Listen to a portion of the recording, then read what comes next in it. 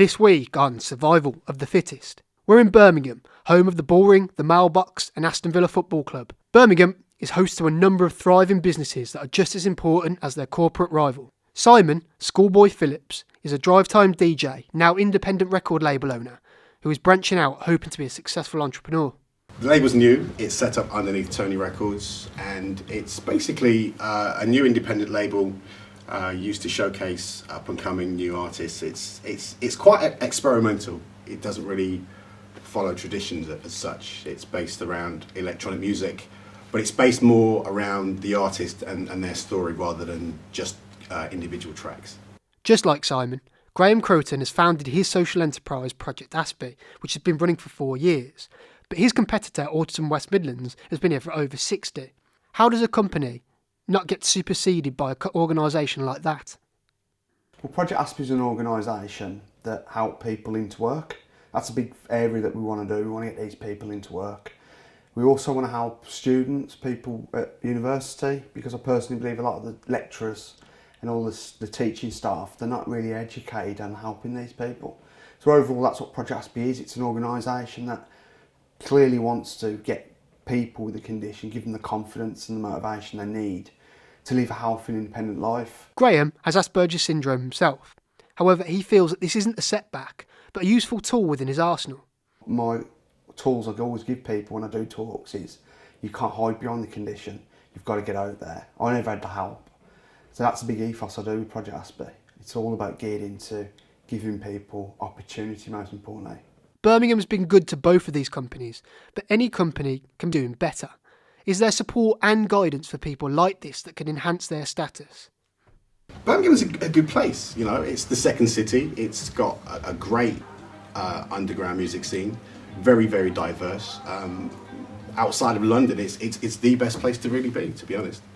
Birmingham's helped Project Aspie a lot, we're very proud, and of course Project Aspie's got the potential it has this year of moving forward, but we're never going to forget where we come from, Birmingham. Gideon Nasala is a young entrepreneur with what seems to be endless resources, charm and charisma to go with it. So what is his secret? Well, initially it started 5 years ago. I started planning everything, piecing it together.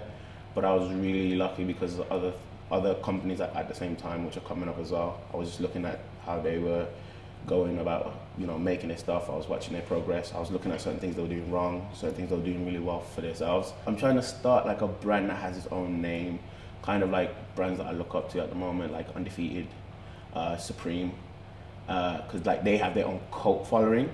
So it's almost to a point where like you don't have to release stuff every single day. You don't have to release something new, but whenever you release something, it's like you have that core following where people just want it. Every company has to deal with success and failure. What have these companies had to deal with and how did they overcome it?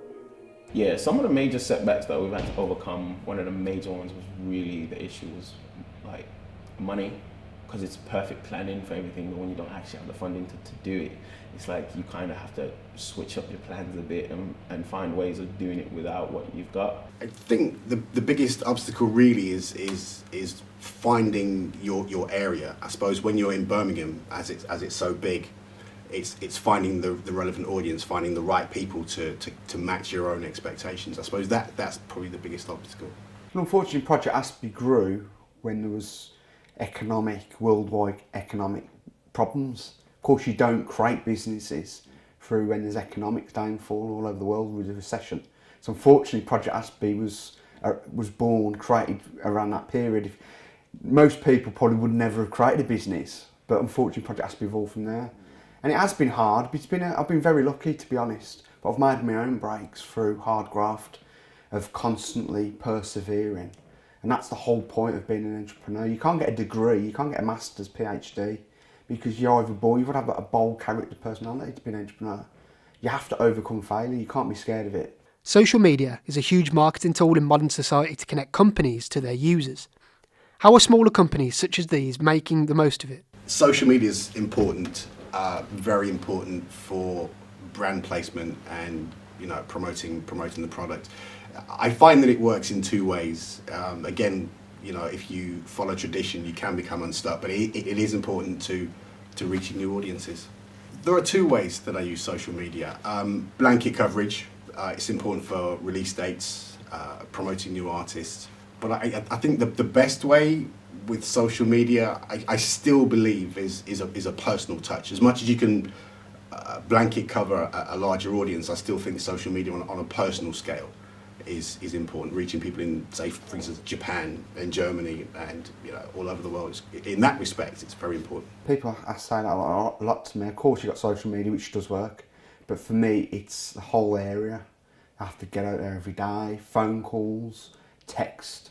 So it's getting the message across, and most importantly, it's also getting out there. And I've got a great team. I'm very lucky. I've got a great team behind me now, who also I'm training them up to follow the ethos.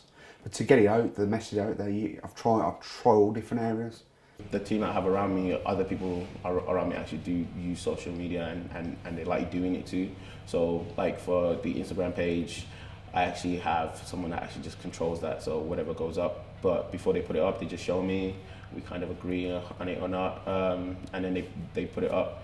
We do need to start using other social media networks, like the big ones like Facebook. I would even say Twitter. But the thing about social media is like it gets bigger and bigger, and there's always something new that comes in. So it's like you kind of have to evolve with the times. Small businesses usually find themselves going under after the first year. How do each of these people ensure that they are going to be on top of the business food chain? Of course, business is business. The guy I'm designing the products was an inventor, but we're creating some new apps that can enhance social skills for people. So it's similar to someone who's got a visual impairment or blind. We're working on some new technology, private technology that can help people with autism enhance their social skills, to help with getting a job or dating. Because a lot of people with the condition, they're blinded through facial postures, they can't read body language. So this is what these technology products are going to do.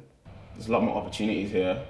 Kind of opened my eyes because there was a lot more to do. And initially, like some of the ideas that I had, I can actually do it in Birmingham because Birmingham, second biggest compared to London. So there's definitely more opportunities here to do. And there's so much talent here as well. So it's like I'm always getting inspiration from other artists that we're working with.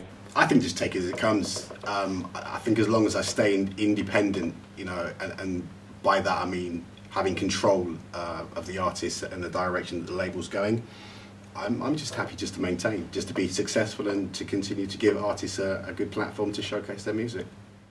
Don't you hear me calling? I said, danger, who you listen to?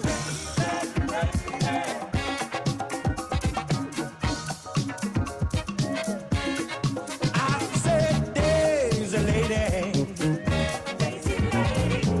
please let me talk. Check.